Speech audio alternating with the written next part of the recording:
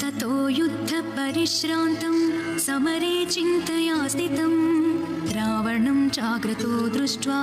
युद्धाय समुपस्थितं दैवतैश्च समागम्य द्रष्टुमभ्यागतो रणम् उपगम्य ब्रवीत् रामम् अगस्त्यो भगवान् ऋषिः राम राम महाबाहो शृणु गुह्यं सनातनम् येन सर्वानरीन् वत्स समरे विजयिष्यसि आदित्यहृदयं पुण्यं सर्वशत्रुविनाशनं जयावहं जपेन्नित्यम् अक्षयं परमं शुभं सर्वमङ्गलमाङ्गल्यं सर्वपापप्रणाशनं चिन्ताशोकप्रशमनम् आयुर्वर्धनमुत्तमम् रश्मिमन्तं समुद्यन्तं देवासुरनमस्कृतं पूजयस्व विवस्वन्तं भास्करं भुवनेश्वरं सर्वदेवात्मको ह्येष तेजस्वी रश्मिभावनः एष देवासुरगणान् लोकान् पाति गभस्तिभिः एष ब्रह्मा च विष्णुश्च शिवस्कन्दः प्रजापतिः महेन्द्रोद्धनदः कालो यमः सोमो ह्यपाम्पतिः पितरो वसवः साध्या यस्मिनो मरुतो मनुः वायुर्वह्निः प्रजाप्राणा ऋतुकर्ता प्रभाकरः आदित्यः सविता सूर्यः खगः पूषा गभस्तिमान् सुवर्णसदृशो भानुः हिरण्यरेता दिवाकरः हरिदश्वः सहस्रार्चिः सप्तसप्तिर्मरीचिमान् तिमिरोन्मथनः शम्भो त्वष्टा मार्ताण्डांशुमान् हिरण्यगर्भः शिशिरः तपनो भास्करो रविः अग्निगर्भोदिते पुत्रः शङ्खः शिशिरनाशनः व्योमनाथस्तमो भेदी ऋग्यजुस्सामपारगः घनवृष्टिरपां मित्रो विन्ध्यवीधिप्लवङ्गमः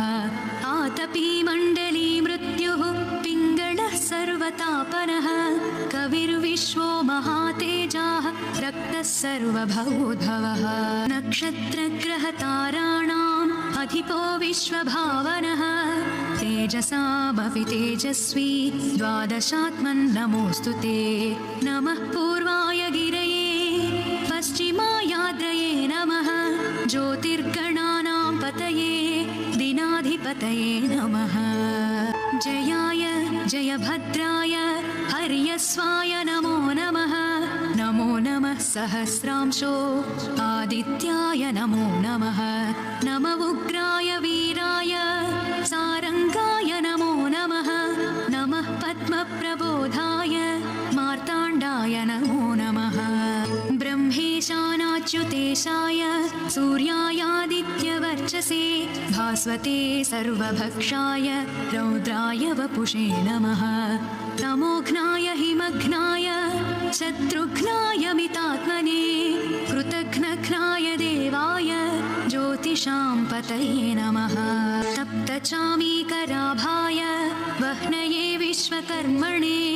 नमस्तमोभिनिघ्नाय रुचये लोकसाक्षिणे नाशयत्येष वैभूतं तदेव सृजति प्रभुः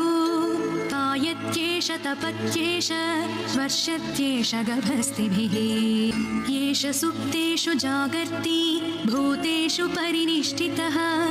एष एवाग्निहोत्रं च फलं चैवाग्निहोत्रिणां वेदाश्च क्रतवश्चैव क्रतूनां फलमेव च यानि कृत्यानि लोकेषु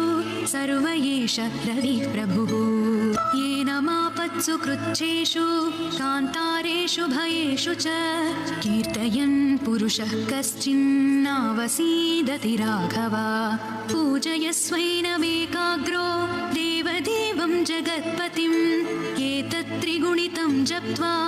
युद्धेषु विजयिष्यसि अस्मिन् क्षणे महाबाहो रावणं त्वं वधिष्यसि एवमुक्त्वा तथागस्त्यो जगाम च यथागतम् एतत् श्रुत्वा महातेजा नष्टकोशो भवत्तदा धारयामास सुप्रीतो राघवः प्रयतात्मवादित्यं प्रेक्ष्य जप्त्वा तु परं हर्षमवाप्तवान् त्रिराचम्य शुचिर्भूत्वा धनुरादाय वीर्यवान् रावणं प्रेक्ष्य हृष्टात्मा युद्धाय समुपागतम् सर्वयत्नेन महता वधितस्य धृतोऽभवत् अथ रविरवदन् निरीक्ष्य रामम् मुदितमनाः परमं प्रहर्ष्यमाणः निशिचरपति संशयं विदित्वा सुरगणमध्यगतो वचस्त्वरेति।